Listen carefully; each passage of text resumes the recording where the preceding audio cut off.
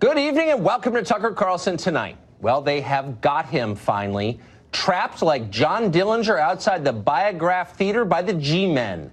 Democrats announced today that they have finally obtained proof, concrete and irrefutable proof, that the president is in fact a secret Russian agent. This president seems to be putting Russia's interests ahead of our own. The evidence suggests, indeed, Trump has been a pawn of the Russians. Don Lemon has it nailed. As we told you last night, you could have seen this coming. The FBI suspected it for some time. The Bureau opened a criminal investigation into the president more than a year ago on the grounds that no loyal American would fire a leader as impressive as FBI Director Jim Comey. Putin must have ordered it. The Washington Post concurred with this. As one of that paper's columnists noted, Trump has also, quote, endorsed populism. That's right. Populism. That is the stink of Russia all over it. It smells like vodka and day-old herring. So people in Washington have had their suspicions for years now, but now we know for certain, and we know because of a stunning New York Times piece today. In it, current and former administration officials, speaking, of course, from behind the protective veil of anonymity, because honestly, you don't know what the KGB or whatever it's called these days is capable of doing to people who tell the truth. But they nevertheless divulged that on multiple occasions over the last year, the president has privately floated the idea of pulling the United States out of NATO. Let that sink in. Leaving NATO. This is a huge story. Or it would have been a huge story in 1983 when the Soviet Union still existed and it was still clear what the point of NATO was.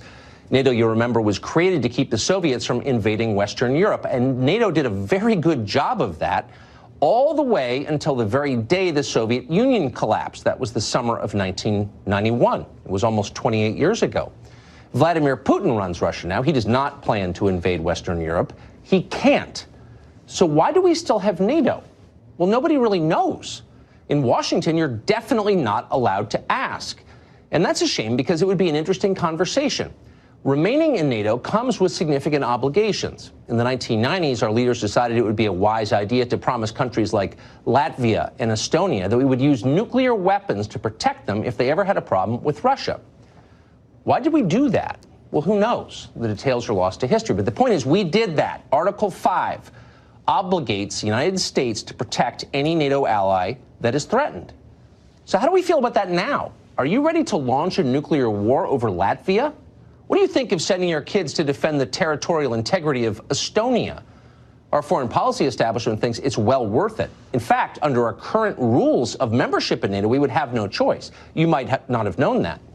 All of this might merit a national debate of some sort at some point when we're ready 28 years in. But no, the left isn't into national debates anymore. They're into screaming and threats and criminal investigation and other forms of coercion.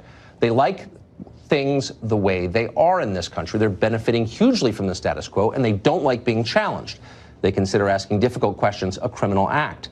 Just this morning, in fact, Preet Bharara, he's the most famous former federal prosecutor in the country, explained this view on Twitter. He said this, quote, if true, Trump should immediately and publicly state his apparent wish to withdraw from NATO so he can be promptly impeached, convicted, and removed from office, unquote.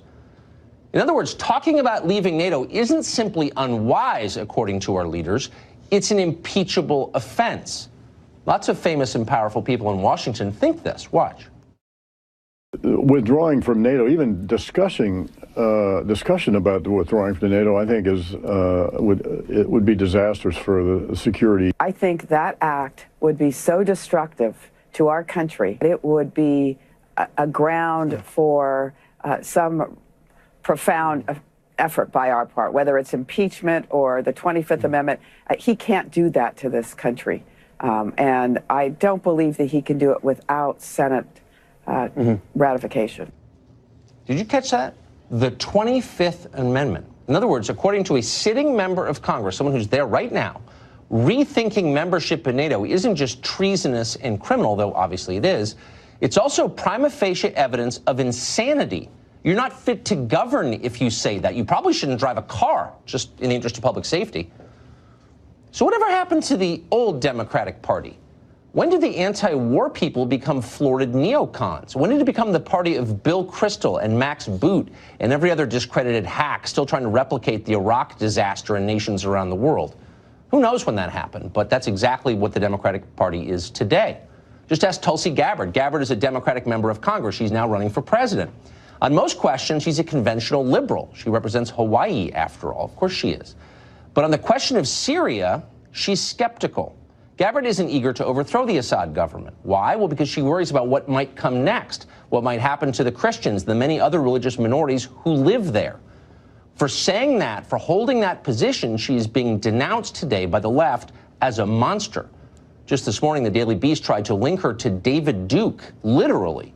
The dumb people on TV are mad, too. Watch them.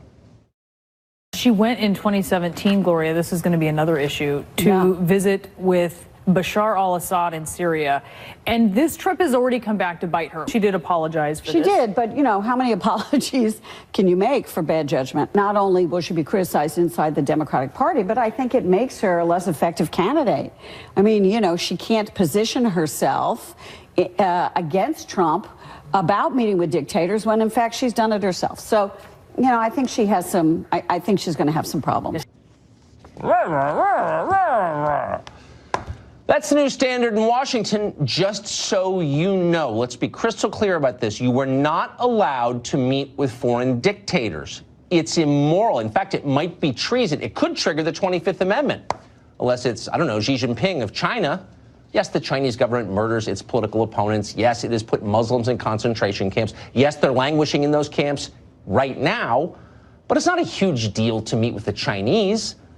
The former governor of California, Jerry Brown, met with Xi just 2 years ago. He praised him as a leader in the fight against global climate change, even though China is, of course, by far the world's biggest polluter. But whatever. He may be a dictator, but he's a progressive dictator. And the left is not against those. It's definitely for those. In fact, they're role models, in case you haven't figured it out. David Tufuri is a lawyer and former foreign policy advisor to the Obama campaign, and he joins us tonight. Old enough to remember when it was the party of peace, now the party of mandatory war. So I'm just wondering, why shouldn't we have a debate about Article 5 in NATO, which obligates the United States and all members of NATO to defend the interests of other states? So should we be on the hook for the territorial integrity of Estonia and Latvia? Seriously. There's nothing wrong with having a debate. We're going to have one right now. I hope it'll be educational. It's important to note that NATO has been successful in the past as a military and intelligence sharing alliance, and also as an alliance of like-minded countries. You admitted that in your opening, that NATO was successful in defeating the Soviet Union, right? Yes. Now, NATO is still needed. History repeats itself. Putin's Russia is not the same as the Soviet Union, but it's trying to do some of the same things. It's trying to stamp out rule of law. It doesn't believe in freedom. It doesn't believe in free markets. It's trying to spread a vision of a kleptocracy that will enrich Putin and enrich the other oligarchs. That's what they have in Russia, and they're trying to spread it to the rest of Europe. That's right. I mean, but how is that different from China? Only in that it's less effective. So I don't think that Russia has taken over Africa or Latin America yet, or the Caribbean. China has. Well, but it's totally fine. It's totally fine to get rich from sucking up to Chinese oligarchs. Our whole ruling class does.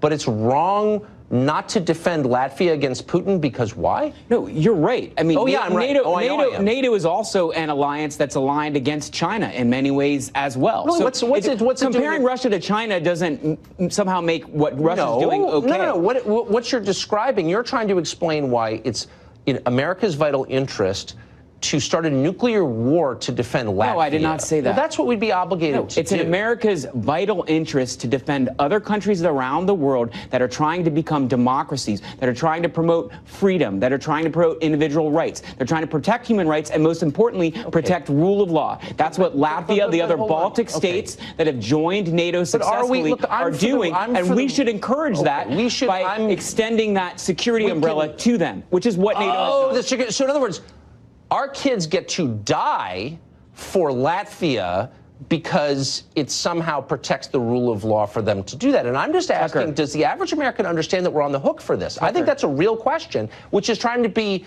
ignored. They're trying to shut down the conversation. You have to look at history. If Latvia and the other Baltic states fall to an aggressive Russia, ultimately other countries in Europe will fall. And ultimately, it will come back to us anyway, just like World War II. It's these same arguments people made against in favor of not doing anything against Germany and the Nazis in World War II. The exact same argument you just made is what pacifists argue. I'm not actually making that argument. Yes, you are. The Nazis don't exist, and neither does the Soviet Union. I'm making an argument rooted in 2019, which is where we are right now. And I'm interested, very interested, since you brought it up, in what Western European countries do you think are at threat of being invaded by Russia? Well, certainly the countries that have recently joined NATO, the Baltic states are a threat. That's why you brought them up. But other countries that are not yet part of NATO, countries that are not yet part of NATO. The core of Western Europe. Okay, Ukraine is not part of NATO yet, right? But the reason part of the Soviet Union when I got married, like 20 minutes ago. Yeah, but it wanted to be free, and now it is free. Lots of people want to be free. I'm just saying, and it deserves to be free. But in Western Europe, what countries, the core countries of Western Europe, NATO exist? Poland is not a core country in Western Europe. Not to bring you back to, and I like Poland. Okay, so you're willing to cede all of Eastern Europe, I'm not willing to cede even the anything. countries like Poland that are allies that are part of NATO, and say we should only protect Western Europe? I'm asking you because sincerely, once Eastern Europe goes, then Western Europe is threatened. Okay, so you think there's a? I just want to. We're almost done. You think there's a plausible threat within our lifetimes of, say, the UK, Germany, Belgium, Liechtenstein, Switzerland, Spain, Portugal, being invaded by Russia? I am not saying that, but what I'm saying is what you were saying. If all of the other countries in Eastern Europe, including the ones that have joined NATO, fell, then of course the next frontier for Russia expansionism would be Western Europe. Right. So first they came for obvious, Latvia. I think. Yeah. Not obvious at all to me, but keep trying. Great to see you, David. Thank you. Thank you. Christian Whitten was the State Department senior advisor for the George W. Bush and Trump administrations, and he joins us tonight. When did Bill Kristol take over the Democratic Party? Did you notice when that happened? Yeah, it's amazing the turn when this group that used to be very reticent in committing the lives of American, the blood, the treasure of the United States to, frankly, other people's problems, now seem to be more hawkish than the neocons were in the Iraq War. Do you think your average Democratic voter is on board with that? Do you think the average Democrat, even in California, Vermont, and very liberal places, is up for having a war over the freedom-yearning people of Estonia? Seriously. Well, it's more than, one thing about the Baltics, they still have some fight in them, and at least they meet their pledge almost of spending 2% of GDP on defense. But look at the expansion of NATO more broadly. We've put Montenegro in there recently. People want to put Georgia, the nation of Georgia, on the complete other side of the Black Sea, a sea into which we are prohibited from putting any significant military, any significant naval power. I mean, the expansion wants to go on. What we heard from your last guest is a desperate search for a new mission for an alliance that is completely obsolete and which, frankly, succeeded almost 2 decades ago. I'd be happy for a new mission. I would just like to know what it is. I'm not against NATO. I'm not making an argument for disbanding NATO. I mean, if we can do something useful with it, that sounds great. But I just think maybe we should reorient from 1945. Why do you think it is that the new democratic orthodoxy mandates that we keep troops in Syria forever, and anybody who disagrees with that is, as the Daily Beast pointed out today, somehow allied with David Duke? Where did that idea come from? This comes just from the yellow fever over Russia, the idea that Donald Trump is a sleeper agent for Russia, that Russia, as your last guest pointed out, seems poised to, invade Western Europe the same way Hitler did in 1945. None of that is true. If you look at Russia today, it has gotten away with a couple of fast ones. It's focused on places where you have large Russian populations and taken small parts of Ukraine and Georgia. Putin's a bad guy. His economy is $1.7 trillion. Europe's, which can afford to defend itself, $17 trillion. Ours is 21. Russia does not pose a serious nation-state threat. It has nuclear weapons. It can do a lot of damage. But again, this is just, one thing that really cracked me up about your last guest, the idea that NATO would have our back if we had to fight China, Belgium, Luxembourg, France, where approval of America is at 38%, or Germany, where only 30% of people have a favorable view of the United States. They're going to help us confront China. They're actually a huge distraction from deterring China. Why do you think we never have these debates? I mean, it's supposed to be a democracy. Shouldn't the public have some sense of what their obligations are under these treaties? I don't think people do.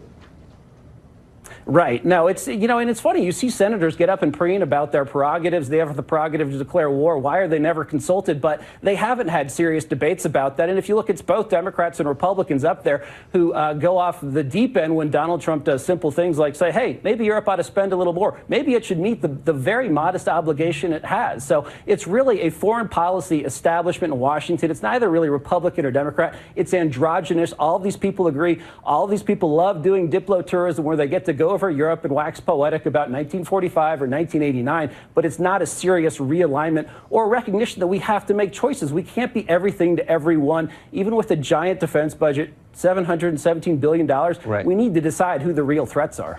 Couldn't be a less impressive group of people from what I've noticed, I would say. Christian, thank you very much for coming on. Appreciate it.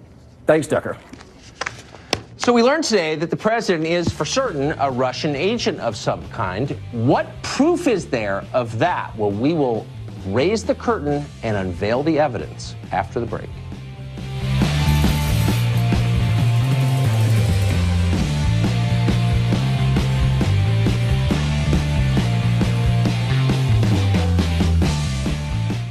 Well, during his address to the country last Tuesday, the president noted something interesting. He said, a lot of the richest people in our society have been lecturing us recently about a wall across the Mexican border that's immoral, they're telling us.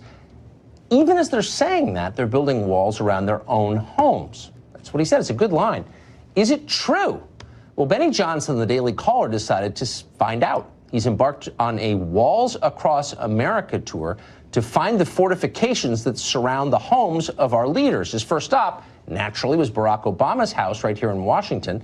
Johnson couldn't get close to Obama's home due to concrete barriers and police officers surrounding the entire area. Apparently, security in D.C. don't know that concrete barriers don't work. People just bring taller ladders. Johnson's next stop was George Soros's mansion in Southampton, New York.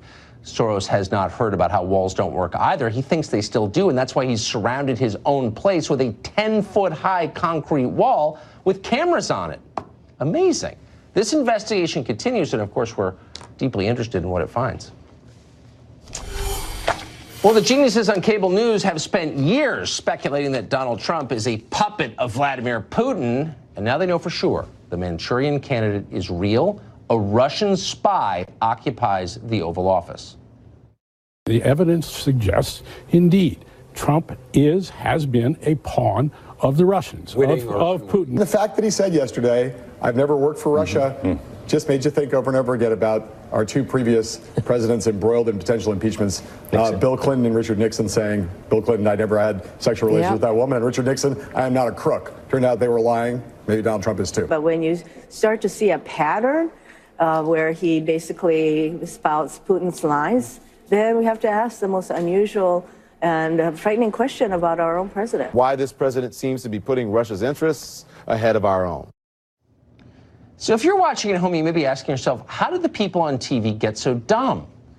And the truth is this, you're driving to the studio to do your little TV hit and you're thinking, what am I going to say? And you come up with a line and you think it's kind of clever, but you don't run it by anybody else. And instead you just emit it on the air and therefore humiliate yourself. That's what you just saw. Because the evidence we just heard was, let's see, Trump denies he worked for Russia, therefore he must have. Meanwhile, former Director of National Intelligence, James Clapper, did everything he could to deplete the public's confidence in the holders of that office. He's very confident, though, that Trump is a spy because he's not really sure why, but he's very confident. Watch this. It is amazing, it's explosive, but it's not really surprising. It just seems to me that the FBI, taking its counterintelligence responsibilities seriously, would want to look into what's going on here. And is there influence, whether witting or unwitting, by the Russians over President Trump? And you know, in the intervening year and a half or so, you know, his behavior hasn't done much, at least in my mind, to allay that concern. So I think the FBI was justified. That's the man who lied to the Congress under oath about how he wasn't spying on you, but was in fact spying on you. Buck Sexton is a former CIA analyst. He's now at the Hill, and he joins us tonight. Buck, thanks a lot for coming on. So a serious question. This seems legitimately irresponsible to me for people in authority to talk like this, to allege something like this when they don't really have any evidence that it's true. What's the long-term effect of talking like this on the agencies these people say they're trying to protect?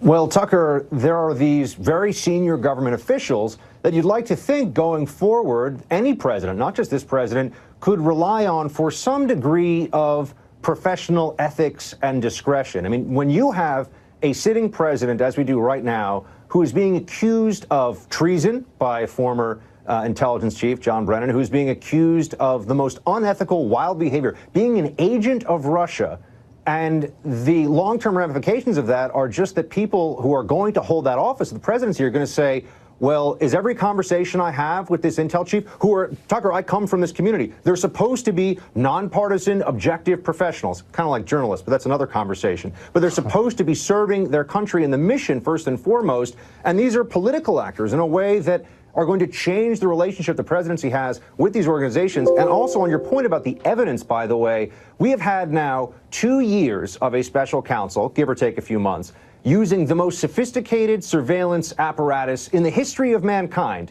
We're also told that Donald Trump is incompetent, doesn't know anything, doesn't understand anything, and we have no hard evidence of him being a Russian agent. This is a mass delusion now that's being perpetuated by people who should know better. But Tucker, I actually believe a lot of them now don't. I think that they have engaged in this public self-immolation of their credibility because they've come to believe it. The message, if you take a few steps back, is that the unelected bureaucracies, the agencies in the executive branch, are more powerful than the elected president. That's what I'm concluding. That's the opposite of democracy, isn't it? It absolutely is. And when you saw this New York Times story that broke and people said, oh, here we go once again, Russia, Trump, now we know that they're the FBI. Yeah, the same FBI that, by the way, has had people fired for cause, by the way, from the top reaches. At least one former senior FBI agent, McCabe, may be facing criminal prosecution for lying about how he's conducting himself here. So there's been bad behavior at that FBI. But Tucker, they're pointing to Trump and saying, oh, because, and remember, this is just a small group at the top of the organization. This is not the rank and file. Right. They're saying that Trump was acting against the national security interests of the United States. So they needed to investigate him because of that. Meanwhile, firing James Comey is just good business. That's a good idea based on everything that we've seen. And also, it's dangerous for bureaucrats to think that they determine what's in our national security interest above the commander in chief. Civilian control of the military, of the federal agencies, is like the cornerstone of democracy. Voters get to make these decisions. They elect someone to act on their behalf. And when people haven't been elected, make it unilaterally, that's not democracy. This is actually scary. Buck Sexton, as always, so incisive. Thank you. Great to see you, Tucker. Well, a federal judge just announced that for some reason the government is not allowed to know how many citizens live in this country. You can't ask. An amazing story, one of many, after the break.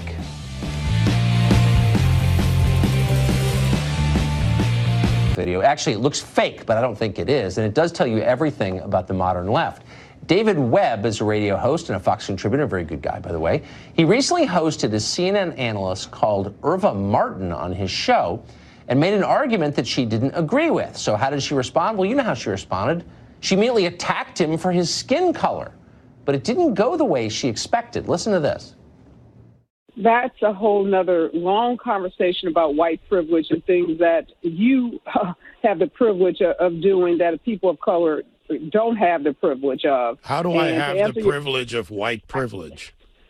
David, by virtue of being a white male, you have white privilege. This whole long conversation, I don't have time to get into it. Ariva, I hate to break it to you, but you should have been better prepped. I'm black. It's just so great. But hopefully we can stop laughing long enough to pause and think a little bit, and Martin should think a little bit and realize that people must be evaluated as individuals and not as a member of a racial group. That is poison. It's a cul-de-sac. It destroys your soul and it destroys the country. We used to know that, but given the current psychosis gripping the left, we're not optimistic people will realize, but someday they will. Well, a lot of things have suddenly been banned during the Trump administration. questioning NATO, securing the border, and now discovering how many American citizens live in America. Can't do that, not allowed. A federal judge today ruled that the Trump administration is not allowed to ask on the 2020 census whether respondents are American citizens. That's one of many such lunatic court rulings in the past year restricting what the president was elected to do. Judges have also blocked the end of DACA. They've ordered the continuation of Obamacare's birth control mandate. And of course, they blocked too many migrant deportations to count. On constitutional grounds were these decisions made? Not really, basically just political. Robert Patillo is an attorney. He joins us tonight to talk about what happened today. Robert, thanks a lot for coming on. I appreciate it. So there are a lot of ways to approach this question of whether or not the census can count people who are not here legally, who are not citizens. But let me just remind you, the purpose of the census in the Constitution is to apportion congressional districts, okay? So here's why this is a really important question. We think there are about 22 million people illegally in our country, illegal aliens, 22 million. The average congressional district is about 700,000, 710,000. So that's the equivalent of over 30 congressional seats, okay? That makes a huge difference whether or not you count. I mean, it makes a difference potentially of who controls Congress, whether you count people who are not citizens in the congressional district. So why wouldn't you need to know? Well, Tucker, 3 points on this. Point one, let's understand there's a statutory guideline. There's a law in place that the Commerce Department has to make this request 3 years prior to the census, and they missed that deadline. So just on a statutory ground, they missed the deadline. So, of course, the judge had to rule against them. Secondarily, they haven't asked this question on the census since the 1950s. Between 1820 and 1950, this question was on the census. It has not been there ever since. And the grounds that the government used to justify it was a Section 2 of the Voting Rights Act justification, which in no way, shape, or form passes any muster, because since the Voting Rights Act has been in place since 1965, the question has never, ever been asked. So if no president, no census since 1965 felt the need to use it, then clearly it's not dispositive of Section 2 of the Voting Rights Act. Thirdly, let's understand that when this question was asked, it was used in the 1940s to round up Japanese citizens and intern them in internment camps. So clearly that does not meet the standards of 2019 American society. Okay. So of course the judge let me just go through these one by one very, very quickly. So using the Voting Rights Act as an argument against this sounds dumb to me. I agree. And there's no excuse for missing any kind of deadline. That sounds flaky. So I think that's right. You're right.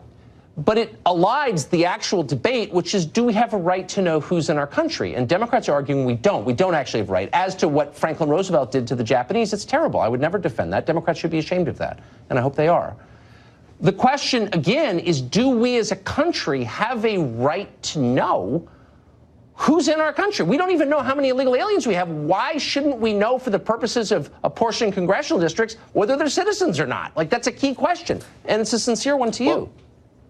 Well, Tucker, what you have to understand is there's another mechanism for exactly that. It's the ACS, the annual there's an annual census study sent to 1 in 30 households, which determines the composition of the country. That's not included in the census questions. That's how we know that there are 22 million illegal immigrants in the country right now. The reason that this is significant is we need to have an accurate count of individuals, of human beings, of live bodies in this country and households in every district, because that's how schools are apportioned. That's how emergency funds. That's how officers are apportioned. And we have individuals who are afraid to come forward, afraid to participate in the census, afraid to talk about those things. Then they're not going to come forward. Look, there's no evidence of that. That's just a talking point. I mean, we don't know. No, that's not a talking point. Every independent organization said that. First of all, there are no independent organizations. No one has produced those data. That's not a knowable thing. We don't know how many people are here illegally. So by definition, we can't know how many were too afraid to announce their presence. So actually, like, the question only is, should we try to know whether American citizens are being counted in congressional districts? And they're not. So why shouldn't we? Well, what we need to be doing is understand that in the upcoming census, we have a $12 billion current budget to conduct that census. Wilbur Ross has already said they need $2 billion more dollars. Any roadblocks that are put in place that make it more difficult to have people respond to those census questions, the more roadblocks that are put in place to scare people away from actually participating and answering the government agent who's at your door asking you about your family, is just going to run up those costs, which is going to decrease the accuracy of that census. Then why should we ask about race? Since the census, as you pointed out, was used by the Roosevelt administration to imprison Japanese people, why should we be asking about race? Doesn't that scare people? Yeah, I think that's an absolutely completely accurate argument. I think that's an antiquated way of measuring people. We have so many people in this country now who are biracial, who are from other countries. We need to reevaluate these things, but you can't do it when you miss deadlines. Okay, well, I agree with you on that. And I definitely agree with you on the race question. Good for you, Robert. Great to talk to you. Thank you. Well, the list of Democrats running for president got even longer today, though not much more impressive. Added to the list was New York Senator Kirsten Gillibrand. She's running, and she announced it during an appearance on The Late Show with Stephen Colbert. I'm just curious, do you have anything you would like to announce? Yes.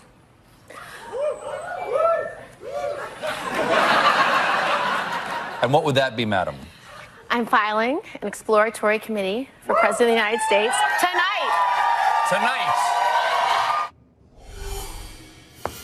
What a suck up to power that guy is. Tammy Bruce, radio host and president of Independent Women's Voice, and joins us today. So, Tammy, I'm a little confused because it was October 25th, less than 3 months ago, when Kirsten Gillibrand, who I always thought was an honest person, said directly, I'm serving out my term, not running for president, but she was already planning to run then, right?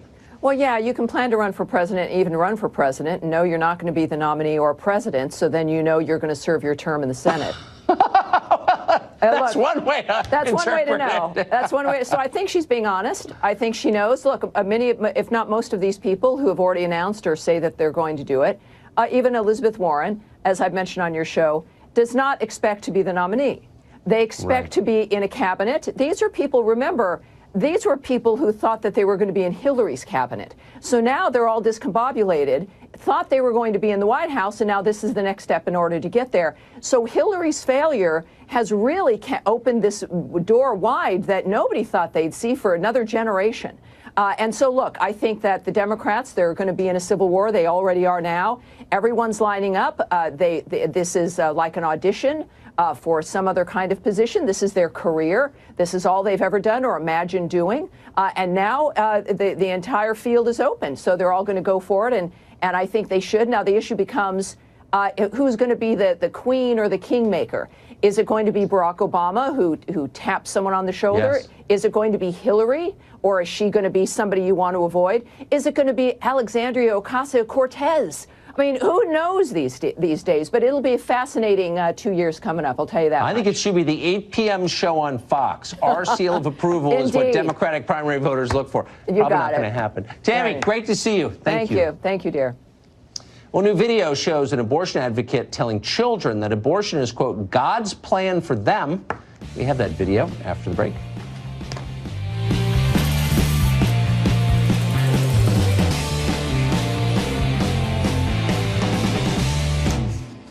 Well, a new video circulating online shows an activist promoting abortion to young children, literally promoting it. A recent entry in the YouTube series Kids Meet introduced children to a pro-abortion activist called Amelia Bonnow. In the video, we blurred the kids' faces out, by the way. She teaches that abortion is part of, quote, God's plan. Watch. Why did you have an abortion? A few years ago, I got pregnant, and I really didn't want to have a baby. You go to the doctor, and they put this little straw inside of your cervix and then inside of your uterus, and then they just suck the pregnancy out. And it was like a crappy dentist appointment or something. It was just like, this is like a body thing that's kind of uncomfortable. But then it was over, and I felt really just grateful that I wasn't pregnant anymore. What do you think God thinks about abortion? I think it's all part of God's plan. Well, like virtually everyone on the left, Bonnow is an abortion enthusiast, and she means it. She has the word abortion tattooed on the inside of her lower lip. Lila Rose is the founder and president of Live Action, and she joins us tonight to assess this. By the way, has this been in any way tampered with by YouTube? I know that. No. Right. So a million views on YouTube. A million views. It's up and running. And they haven't demonetized it. Not to my knowledge, no. Right. Okay. Yeah. So what is this video? What's it for? This video is a piece of propaganda, Tucker. I mean, you have people at the Kids Meet YouTube channel, Hi Ho Kids, and there's also a video about transgender. There's other videos that are basically trying to get 8-year-olds, 9-year-olds, 10-year-olds to be comfortable with things that are harmful. And this woman is a really wounded person. I mean, she's trying to justify her abortion to 8-year-olds and trying to validate herself to 8-year-olds about the abortion that she had. And there's really two paths you can take on abortion. Either it's something that you acknowledge it takes a life, and you grieve that and you heal from that, and that's what we hope for women and men all over the country. Or you stuff the grief, you stuff the truth about what abortion really did to that child, and then you go around like Amelia Bono and you try to get more women to have abortions and you try to legitimize it even to children. That's what's happening. It just seems like this is a change. So even people who support Roe v. Wade, I think historically would be very uncomfortable with something like that. Someone promoting abortion, which is clearly killing, and everyone knows that it is. Right. Promoting it as a positive act to kids. I mean, you wouldn't have seen anything like that 10 years ago. I think it's the desperation of the pro-abortion movement right now. They've lost, Tucker. I mean, science shows us when life begins. Life begins at the moment of conception. You have a unique individual human life, genetically distinct from the mother, just needs time and nourishment to grow. They said, well, who's going to take care of these babies? You have thousands now of pregnancy and health centers pro bono providing care to mothers, young mothers, families, and children in the pro-life movement. So there's really no argument anymore, no justification anymore for why we need abortion in this country. Is there anybody running for president in the Democratic side who would, you think, publicly criticize that video? No, and that's the thing. The Democratic Party is lockstep with abortion extremism. It doesn't mean, I mean, look, if the Democratic Party was a party of populist economics, working class economics, without that kind of insanity, maybe it would have like normal people voting for it. They're going to lose every time if they continue to keep with the extremists on this, with the Amelia Bonos shouting their abortion, with the activists saying abortion through all 9 months. Late-term abortion is great, paid for by the taxpayer, all 9 months.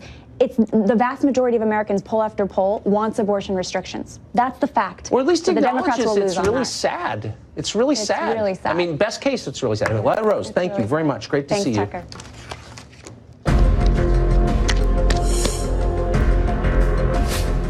Big tech already knows pretty much everything about you, but that's not enough. They want to know as much as they can about your children, too. A new report from the Google Transparency Project, first obtained by this program, highlights Google's aggressive campaign to have its products placed in America's classrooms. For years, Google has been recruiting teachers as partners, urging them to use Google apps in their class and promoting those apps to others. Teachers have received consulting contracts worth thousands of dollars. As teachers are won over, their school districts become collaborators in Google's marketing scheme. And one slide showed a New Jersey public school. Parents were told to let their kids, quote, let me see what you did in Google Classroom today, instead of say, what did you learn in school today? Amazing. This is happening. Michelle Malkin has been following it. She's a syndicated columnist and author, and she joins us now. Has there been any pushback? It's hard to think of a consumer product we'd be okay with a company pushing on our children in schools, but nobody seems to have noticed this. Well, there is a building grassroots movement, and what's most interesting and intriguing about it in the years that I've been covering it, Tucker, is that it does cross some partisan and ideological lines. On the left, with groups like the Google Transparency Project, Campaign for Accountability, and some of the more vocal, anti-corporatization of the school-type groups, they have been flagging it and trying to track down contracts and get more transparency and disclosure. On the right side of the aisle, you have a lot of grassroots education reformers who are most concerned about family and parental autonomy. And so when there are nuggets, like there are in this latest report, that talk about how Sergey Brin, the Google co-founder's mother, was advising people in these training sessions how to circumvent objections by the school district and by parents in creating Gmail accounts, by ignoring the objections and having students create dummy accounts, it raises all sorts sorts of privacy questions, as we've talked about last week with data mining, but also public safety. And I've interviewed parents in Missouri, moms who are teachers, who are alarmed at the fact that they can't turn off the tracking when it comes to YouTube browsing habits, when it comes to using Google Chromebooks that are issued by the schools that then can gather information on servers within the home, collect things like medical data. It's outrageous. And you asked last week, Tucker, when we talked about this, where is Congress? A lot of Congress members, of course, take a lot of Google money. So the plain fact is they're bought off. How bought off could they be when there's mounting evidence that technology like this harms children, severely harms? The suicide rate for kids, obviously, as you know, is way up. And they ignore that because they're taking money? I mean, that just seems completely irresponsible. Yeah, well, it is, and that's the Beltway swamp. In a lot of cases, I think some of these congressional members are completely insulated from the problem, or they ignore the fact that it's happening to their own kids. There's a lot of hypocrisy as well, not only among a lot of these Google and Silicon Valley officials who ban their own kids from using social media, as you mentioned, but also the disconnect, I think, between the Beltway and the actual real harm that's occurring and the vulnerability that so many of these students face. Boy, you are a really great explainer of this problem. We appreciate it. Michelle Malkin, thank you very much. I appreciate it. Google should be deplatformed from the public schools. Amen. That's for sure. Well, the president has made it a priority, but many countries still tax American goods more than we tax theirs. Hard to believe it still happens. It does. One member of Congress says he's got an idea for how to fix that. He joins us after the break.